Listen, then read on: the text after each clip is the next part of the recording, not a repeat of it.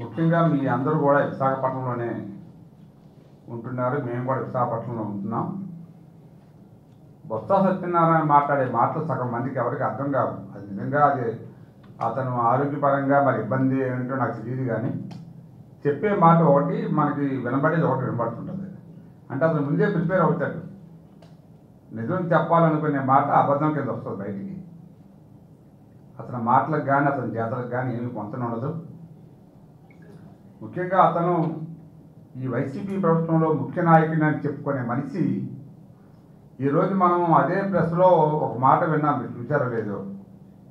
ఏం చేస్తాం మేము, మా నాయకుడు జగన్మోహన్ రెడ్డి గారు మా మాట వినకపోతే మేము ఏం చేయగలం అనే మాట సిగ్గు ఒగ్గు లేకుండా ఈవేళ ప్రజల మధ్యలో ఒప్పుకుంటే, నువ్వు అంత సీనియర్ మంత్రి, నువ్వు రిజైన్ చేసి హాయిగా ఇంటి దగ్గర కూర్చోవచ్చు కదా. నువ్వు చేతకాని పనులన్నీ చేసుకొని, ప్రజా వ్యతిరేక పనులు చేసుకొని నువ్వు ఎందుకు మంత్రివర్గంలో కొనసాగాలి? ఉదాహరణకి ఈవేళ అతను చేసే పనులు చెప్దాం. ముఖ్యంగా టీచర్స్ ట్రాన్స్ఫర్స్ ఉన్నాయి, తీసుకోండి. మీరు కొన్ని కోట్ల రూపాయల డబ్బులు దండేసి, ఇంకెవడో అడగలే మమ్మల్ని, ఈ ట్రాన్స్ఫర్లు మనం చేసేసి చేతుల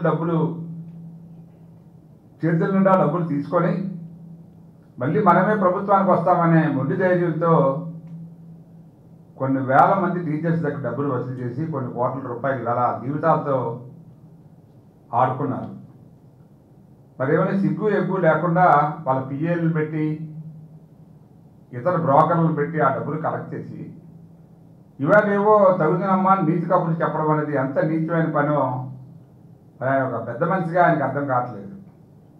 మరి ఈవేళ ఒక్కొక్కరి దగ్గర 5 లక్షలు 6 లక్షలు కూడా ట్రాన్స్ఫర్ వసూలు చేసి, పాపం టీచర్స్ ఏమిటంటే ఎంతో దూరంలో ఉన్నాం, చాలా ఏజెన్సీ ప్రాంతాల్లో ఉన్నాం, కిందకు వస్తే ఏదైనా కొంచెం సుఖం ఉంటుందని చెప్పి ఎక్కడో అప్పో చేసి ఆ డబ్బులు ఇస్తే నిమ్మక నీరెత్తినట్లు వాళ్ళు వెళ్ళి ఆ మీడియాటర్ని కానీ డబ్బులు వసూలు చేసిన పెద్ద మనుషులు అడిగితే, ఇప్పుడు మేమేం చేస్తాం, ప్రభుత్వం లేదు కదా అని చెప్పడం ఎంత సిగ్గుచేటు. నిజంగా నీకు సిగ్గు ఎగ్గు ఉంటే అటువంటి అమాయకుల దగ్గర తీసుకున్న డబ్బులన్నీ కూడా రిటర్న్ చేయాలి వెంటనే. ప్రభుత్వం వస్తుందని చెప్పి మళ్ళీ కూడా కలెక్ట్ చేయడం అనేది ఎంత మూర్ఖత్వమో ఎప్పుడు కూడా నాకు అర్థం కాదు. ఆయన చేసిన పనులు అన్నీ నీకు ఆ ప్రభుత్వంలో ఉన్నప్పుడు, మరి మున్సిపల్ మంత్రిగా పనిచేసినప్పుడు టీడీఆర్లో కుంభకోణం, మరి ఏదైతే ఎంఈవి బిల్డర్స్ ఉన్నారో అప్పుడు ఎంపీగా ఉంటూ ఈయన అందరూ కలిపి సుమారు కొన్ని వేల కోట్ల రూపాయలు టీడీఆర్లు, విజయసాయి రెడ్డి వీరందరూ కలిపి మోసం చేసి ప్రభుత్వంలో ఈ టీడీఆర్లు కొట్టేశారు. కొన్ని ఇంకా కొట్టడానికి ప్రయత్నం చేస్తే ప్రజలు ఈ తీర్పు వల్ల, సరైన తీర్పు వలన అవి ఆగాయి. మేము కోరుతున్నాం ప్రభుత్వాన్ని, ఏదైతే ఈ వ్యవహారాలు, ఈ భూముల వ్యవహారాలు ఉన్నాయో వీటన్నిటి మీద ఎంక్వైరీ చేసి, ఈ టీడీఆర్ల మీద కూడా ఎంక్వైరీ చేసి విచారణ జరిపి చర్య తీసుకోవాలి. అలా పెద్ద మనిషి మనం ఏదో సిట్ వేసామని చెప్తున్నాడు. మనం సిట్ వేసాం, సరే తెలుగుదేశం పార్టీ అధికారంలో ఉన్నప్పుడు సిట్ వేసింది, కొంతమంది మీద ఎఫ్ఐఆర్లు కట్టారు. సొంతంగా తెలుగుదేశం పార్టీ ఎమ్మెల్యే మీద ఎఫ్ఐఆర్ కట్టిన సంఘటన మేము తీసుకున్నాం. మరి మీ మంత్రుల మీద కానీ మీ ఎమ్మెల్యేల మీద కానీ మీరు ఏమైనా సిట్ వేశారు, మీరేమైనా చర్య తీసుకున్నారా? ఆ సిట్టు సంగతి మీరు మర్చిపోయారు. ఇప్పుడు నీకు మళ్ళీ తెలివి వచ్చినట్టు ఉంది, ఇప్పుడు ఏదో పేపర్లో మాట్లాడుతున్నావు సిట్టుల సంగతి.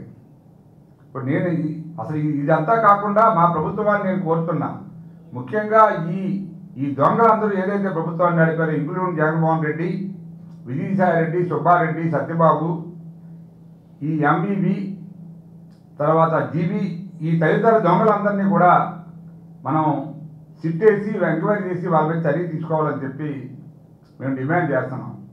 ఎందుకంటే వీళ్ళు చేసిన కుంభకోణాలు బహుశా గతంలో కానీ ఇక ముందు కూడా చేయబోయే అంత వ్యవహారాలు కూడా ఎవరికి ధైర్యం కూడా సరిపోదు, తెలియదు. దొంగలు అంత దొంగలు ఎలా చెయ్యాలో, మనం పని కూడా చెయ్యాలంటే దొంగ పని తెలుసుకోవాలి. అటువంటి నాలెడ్జ్ ఉన్న దొంగలందరూ కూడా ఈ పనులు చేశారు. కాబట్టి ప్రభుత్వాన్ని మేము కోరుతున్నాం, మా పెద్దలు వెంటనే వీళ్ళ మీద కూడా ఒక సిట్టు వేసి ఈ భూ వ్యవహారాల మీద అన్నిటి మీద కూడా చర్య తీసుకోవాలని చెప్పి మేము కోరుతా ఉన్నాం. ఇది కాకుండా ముఖ్యంగా డ్రగ్స్, మరి వాళ్ళే అధికారంలో ఉన్నప్పుడు మీకు తెలిసి విశాఖపట్నం పోర్టులో ఒక కంటైనర్ ద్వారా డ్రగ్స్ తెప్పించి అది కనీసం పోలీసులు కూడా దాని దరిదాపులో రాకుండా వీళ్ళు నియంత్రించి ఆ మందుల్ని మాయం చేసి కంటైనర్లో ఏమీ లేదు, అందులో ఏదో గుడ్డ ఉంది, చెత్త ఉంది, జూది ఉందని చెప్పి అబద్ధాలు ఆడి ఆ కేసుని తప్పించుకున్నారు. అది తీరా ఇవాళ నిన్న ప్రెస్లో చూసాం. సంజయ్ ఆక్వా ఎక్స్పోర్ట్స్ అని చెప్పి కంపెనీస్ అని చెప్పి కంటైనర్ చెప్తున్నారు. ఎవరి కంపెనీ కంటైనర్ అయినా నువ్వు దోచుకునే దమ్ము మీకుంది, మీరు లాక్కునే దమ్ము మీకుంది. భూములే లాక్కున్నారు. ఈ కంటైనరు అందాక హ్యాండ్ ఓవర్ చేసుకోవడం మీకు పెద్ద పనా? ఇటువంటి దొంగలందరూ కూడా కలిసి ఈ డ్రగ్స్ గంజాయి విశాఖపట్నంలో యథేచ్ఛగా పిల్లల దాకా చేరి వాళ్ళ జీవితాలతో ఆడుకొని కొన్ని కోట్ల రూపాయలు వ్యాపారాలు కూడా చేసి ఈ విశాఖపట్నం ప్రాంతాన్నే కాకుండా ఆంధ్ర రాష్ట్రం మొత్తానికి, దేశంలో ఇతర రాష్ట్రాలకి ఈ డ్రగ్స్ ఎగుమతి చేసే సంస్కృతి మీరు డెవలప్ చేశారు మీ హయాంలో.